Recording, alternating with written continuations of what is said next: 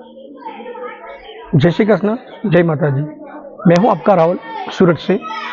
अभी मैं सूरत से करीबन 30 किलोमीटर बटलाई गांव की ओर आया हूं। वहां पे एक रामकुड़ माता का मंदिर है जो राम भगवान की कुलदेवी माना जाती है।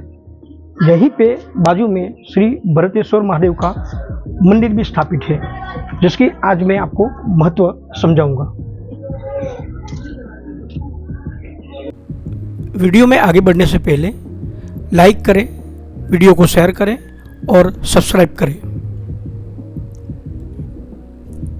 दोस्तों, हमको भटलाई गांव की ओर जाने के लिए सूरत रेलवे स्टेशन से या एयरपोर्ट रोड से कवास की तरफ जाना पड़ेगा। वहां से हम मोरा चौकड़ी को पहुंचते हैं, जहां मोरा 4 रास्ता बोलते हैं। वहां से एक रास्ता हजीरा की ओर जाता है और दूसरा सुवाली की ओर जाता है। जो राइट तरफ से सुवाली की ओर जाता है, वहाँ से सुवाली बीच करीबन 60 किलोमीटर है। तो सुवाली से पहले और एक चौकड़ी आएगी जिसको मोरा टेकरा बोलते हैं। मोरा टेकरा से थोड़े आगे जाते हुए हम 2 रास्ते मिलते हैं, जो एक डामका की तरफ और एक बटलाई की तरफ जाता है। मोरा गांव से करीबन 3 किलोमीटर जाने पे बटलाई गांव आएगा। वहाँ पे श्री रामकुड़ माता जी और भरतेश्वर महादेव का विशाल मंदिर देखने को मिलता है।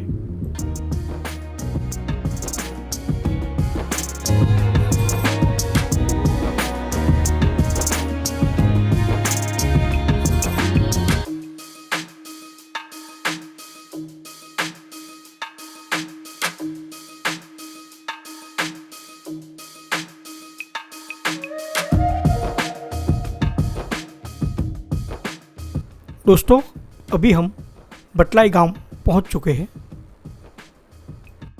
यहाँ से गोड़ी फलिया की ओर जाने पे श्री माँ रामकुड़ का भव्य मंदिर मिलेगा। दोस्तों, टापी पुराण के 64वें अध्याय में भरतेश्वर तीर्थ का वर्णन मिलता है। यहाँ पे राम प्रभु के भाई भरत जी ने भरतेश्वर महादेव के बाण की स्थापना की थी। कहा जाता है कि राम प्रभु जब रावण का वध करके अयोध्या पधारे और बाद में प्रभु ने अपने भाइयों को बताया कि मैंने टापी जैसी पावन नदी के किनारे अनेकों सुंदर वन देखे हैं, जहाँ पे कांतारेश्वर समीप गुप्तेश्वर महादेव का स्थान है, जहाँ पे पितरों की अक्षय गति प्राप्त होती है।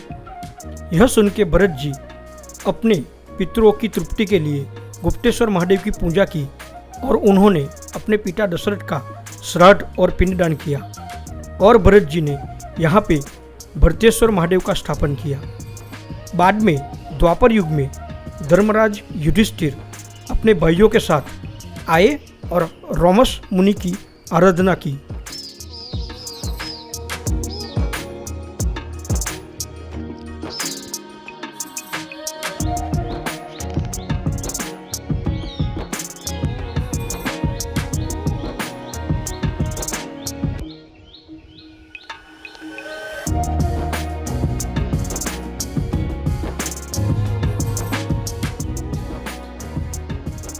यहाँ के स्थानीय लोगों ने भी हमको रामकुड़ माता और भरतेश्वर महादेव की महत्वता समझाई।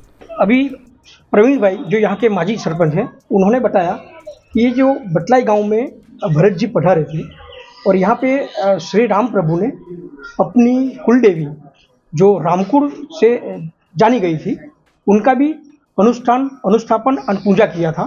तो यहाँ का धार्मिक महत्व बहुत ही खूब माना जाता है।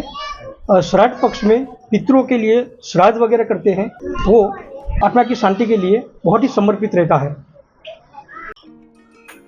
આપણા મા રામકુરની એક નાની દેડી હતી અને આ દેડીને અમે જરા નાના હતા તો અમારા બાપ દાદાઓએ થોડી મોટી કરી અને અહીંયા માતાજીના ફોટાનું સ્થાપન કર્યું। અને વર્ષો પુરાણી આપણે માનતા એવી છે કે માં રામકુર એ અહીંયા હાજરા હજૂર છે અને બિરાજમાન છે અને આ માતાજીના ચરણોમાં પગે લાગવાનું જ્યારે શુભ પ્રસંગ હોય માનો કે લગ્ન પ્રસંગ હોય તો પીઠી પહેલાં પણ માતાજીના અહીં કંકોત્રીની અહીં આમંત્રણ આપીને પછી જ એ પીઠીએ બેસે એવી અમારી વડીલોની એક લોકવાયકા પણ છે અને અત્યારે પણ એ પ્રથા અહીં ચાલુ છે. જેમ આપણે જાણો કે જેમ જેમ સમય ગયો, જ્યારે નવી જનરેશન આવી અને નવી જનરેશને પણ વિચાર્યું કે કદાચ આપણે પણ કંઈક કરવું જોઈએ અને એ કરવા માટે આ જે થોડુંક મોટા મંદિરનું નિર્માણ કર્યું અને એમાં આપણે માતાજીનું અહીં સ્થાપન કર્યું, પ્રાણ પ્રતિષ્ઠા કરી અને લોકો પણ અહીં ખુશે ખુશે આવી અને એમાં દાનથી માંડીને જે કંઈક ધનરાશિથી આપણે આ મંદિરને સ્થાપન કરેલું છે. માં રામકોર જે છે એ રામ ભગવાનના કુળદેવી છે અને એ રીતે આપણે આ માં રામકોરની અહીં સ્થાપન થયું છે. સમય જતાં અમારા વડીલોએ અમને કહ્યું કે ભાઈ આ તાપી પુરાણમાં પણ આપણે તો અહીંયા ભરતેશ્વર દાદાનું પણ અહીંયા સ્થાપન છે, તો ભરતેશ્વર દાદાના સ્થાપન માટે પણ પછી અમે બધા ભેગા થયા, ગામ લોકો ભેગા થયા અને સાથે આખા વિસ્તાર ભેગો થયો કે ખરેખર તાપી પુરાણમાં જેનો ઉલ્લેખ છે અને ભગવાન ભરતેશ્વર અહીં સાક્ષાત બિરાજમાન છે, ત્યારે આપણે ભરતેશ્વર દાદાનું પણ અહીં સ્થાપન કરવું જોઈએ. એટલે અમે આ ભગવાન શિવની સ્થાપના કરી, ભરતેશ્વર દાદાની સ્થાપના કરી અને સ્થાપનાની સાથે આ અમે મંદિરને પણ એક સારું એવું મંદિર બધાના લોકફાળાથી અમે મંદિરને પણ બનાવી શક્યા. અને લોકવાયકા છે કે વર્ષો પહેલાં જ્યારે રામ ભગવાન જ્યારે વનવાસ ભોગવતા હતા અને વનવાસ ભોગવતા એવું લાગ્યું કે ત્યારે એમના પિતા દશરથ ભગવાનનું અવસાન થયું છે એવી માહિતી મળી અને માહિતી મળતા જ એમને ત્યારે વનવાસ ભોગવતા હતા એટલે તેઓએ જે તે સ્થળ એટલે આ સ્થળને પસંદ કર્યું કે આ સ્થળ પર જ હતા અને ત્યાં આગળ એમને શ્રાદ્ધ કર્યું.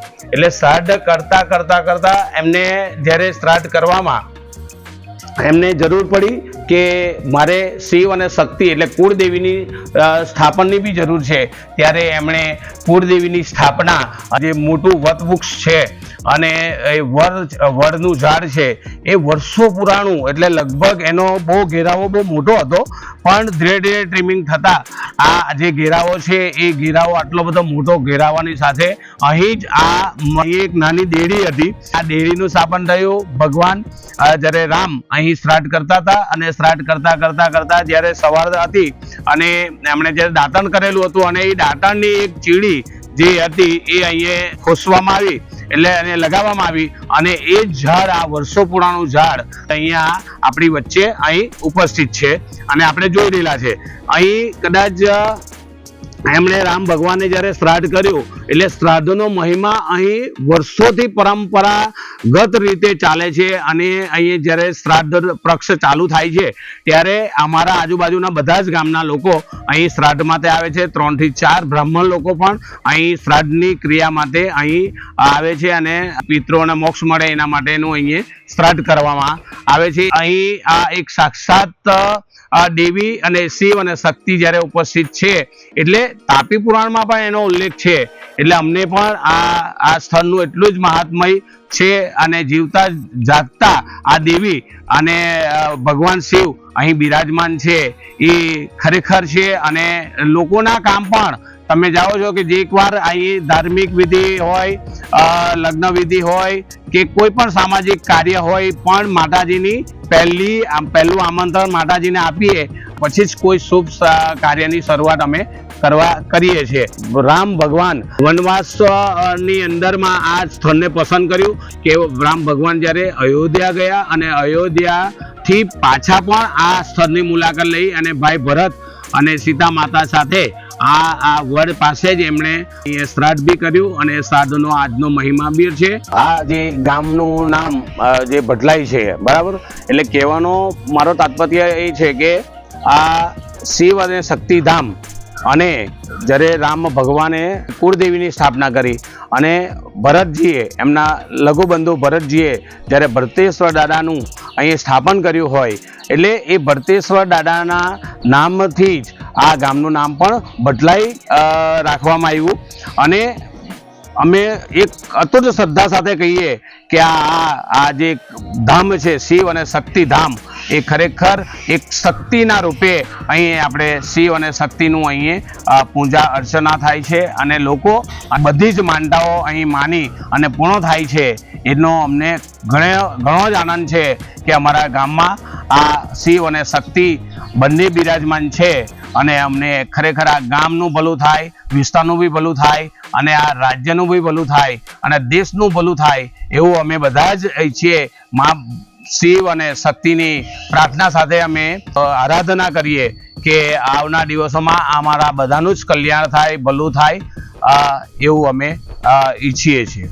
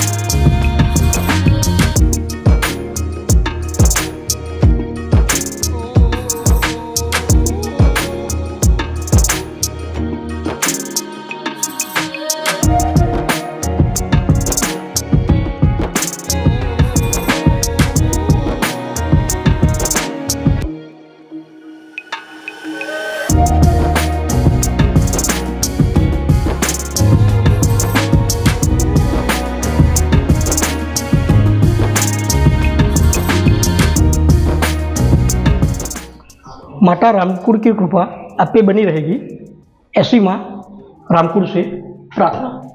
जटाधराय शिव जटाधराय, हर हर भोले नमः शिवाय। जटाधराय शिव जटाधराय, हर हर भोले नमः शिवाय। ओम नमः शिवाय, ओम नमः शिवाय। हर हर भोले नमः शिवाय। ओम नमः शिवाय, ओम नमः शिवाय।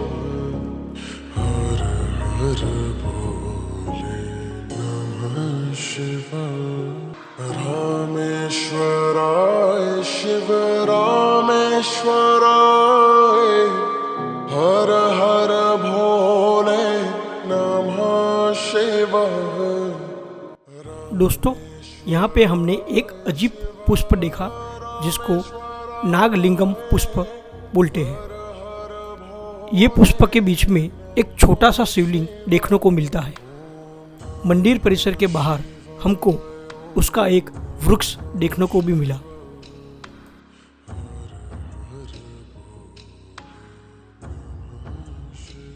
शिव प्रभु भरतेश्वर महादेव की कृपा आप पे बनी रहेगी, ऐसी महादेव से प्रार्थना।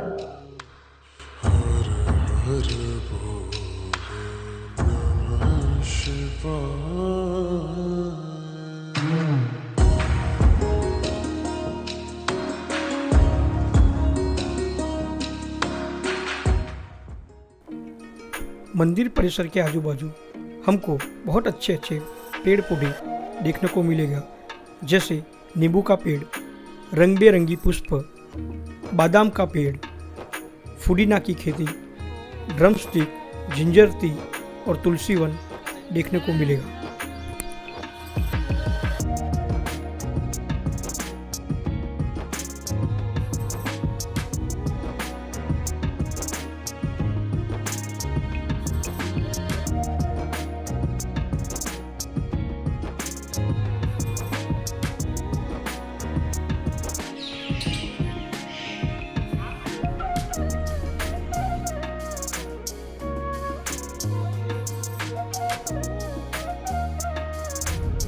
दोस्तों, राजा रघुवंशी श्री रामचंद्र का ये वीडियो को लाइक करिए, दोस्तों के साथ शेयर करिए और सब्सक्राइब करिए।